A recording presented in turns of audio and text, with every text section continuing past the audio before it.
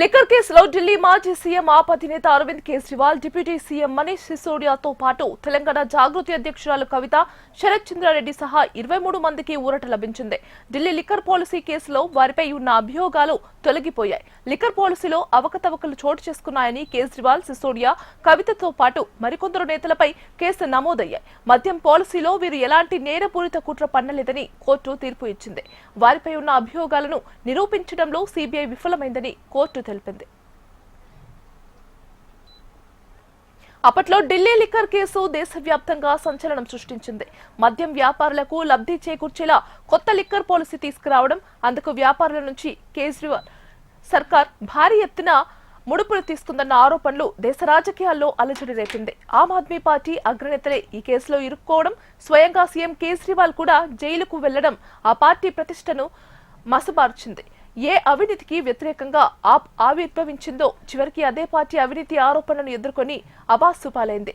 ఇక ఇదే కేసులో BRS MLC Kalvakuntla Kavitha arrest కావడం బీఆర్ఎస్ కు రాజకీయంగా తీవ్ర నష్టం చేశారు. ఢిల్లీ ఎన్నికల్లో ఆప్ ను మట్టి కరిపించి అధికారాన్ని కైవసం చేసుకుంది బీజేపీ. అయితే ఆమ్ ఆద్మీ పార్టీ ఓటమికి ప్రధాన కారణం అవినీతి ఆరోపణలే అని పొలిటికల్ సర్కిల్లో జోరుగా చర్చ జరుగుతోంది. లిక్కర్ స్కామే కేజ్రీవాల్ కొంప ముంచిందని చెబుతున్నారు. ఏ అవినీతి రహిత నినాదంతో కేజ్రీవాల్ దేశ స్థాయిలో ఇమేజ్ తెచ్చుకున్నారో దానికి తూట్లు పొడిచింది లిక్కర్ స్కామ్. ఆప్ కు అప్పటి వరకు ఉన్న క్లీన్ ఇమేజ్ ను లిక్కర్ స్కామ్ ఆరోపణలు ఊడ్చిపారేశాయి. 2 దఫాలు ఢిల్లీని ఏలిన కేజ్రీ పాలనలో లిక్కర్ స్కామ్ తప్ప మరో అవినీతి ఆరోపణ లేదు. 2015 ఢిల్లీ అసెంబ్లీ ఎన్నికల్లో ఆమ్ ఆద్మీ పార్టీకి 67 స్థానాలు వచ్చాయి. 2020లో జరిగిన ఢిల్లీ అసెంబ్లీ ఎన్నికల్లో 62 అసెంబ్లీ స్థానాలు ఆప్ కు వచ్చాయి. కానీ గత ఏడాది జరిగిన ఎన్నికల్లో ఆప్ బోల్తా కొట్టింది.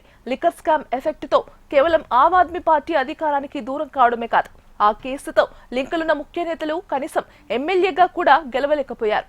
ఈ కేసులో జైలుకు వెళ్లిన అరవింద్ కేజ్రీవాల్, సిసోడియా వంటి నెంబర్ 1, నెంబర్ 2 లీడర్లు ఇంటి బాట పట్టారు. లిక్కర్ కేసు ఏ మేరకు వారిపై ఎఫెక్ట్ చూపించిందో దీన్ని బట్టి అర్థం చేసుకోవచ్చు. లిక్కర్ కేసులో కోర్టు తీర్పు తర్వాత మీడియాతో మాట్లాడిన కేజ్రీవాల్ భావోద్వేగానికి లోనయ్యారు. నా జీవితంలో ఎన్నడూ తప్పు చేయలేదన్నారు. ఆప్కు చెందిన 5 నేతలను జైలులో పెట్టారన్నారు. కేవలం విపక్షాలపైనే ప్రధాని మోదీ దృష్టి పెట్టారని, ప్రజా సమస్యలను పట్టించుకోరన్నారు. ఆప్ ఆద్మీ పార్టీని నాశనం చేసేందుకు ప్రయత్నించారని, నేను కేవలం ప్రజల కోసమే పనిచేశానని, నిజం ఎప్పటికైనా గెలుస్తుందంటూ కన్నీరు పెట్టుకున్నారు. आज कोर्ट ने सारे आरोप खारिज कर दिए और जितने भी एक्यूज्ड थे सबको डिस्चार्ज कर दिया। हम हमेशा कहते थे सत्य की जीत होती है। हमें भारतीय न्याय प्रणाली पे भरोसा है। मुंह पे जा रहे हैं सर के माइक नीचे। मैं जज साहब का बहुत बहुत शुक्रिया अदा करता हूँ जिन्होंने हमारे साथ न्याय किया, सत्य की जीत हुई। हमेशा कहता था कि भगवान हमारे साथ है। मोदी जी ने और अमित शाह जी ने मिल के एक आईडी है ऑलरेडी सबसे बड़ा राजनीतिक षड्यंत्र रचा। भैया पकड़ना जरा सा ये प्लीज। आम आदमी पार्टी को खत्म करने के लिए आम आदमी पार्टी के सबसे बड़े 5 नेताओं को जेल में डाल दिया। यहाँ तक कि सिटिंग चीफ मिनिस्टर जो आज तक हमारे मुख्यमंत्री मनीष सिसोदिया जी, उनको लगभग 2 साल तक जेल में रखा गया। पूरा का पूरा फर्जी केस था। हमारे ऊपर कीचड़ फेंका गया। 24 घंटे टीवी चैनलों के ऊपर डिबेट चलते थे, खबरें दिखाई जाती थी केजरीवाल भ्रष्ट है, केजरीवाल भ्रष्ट है।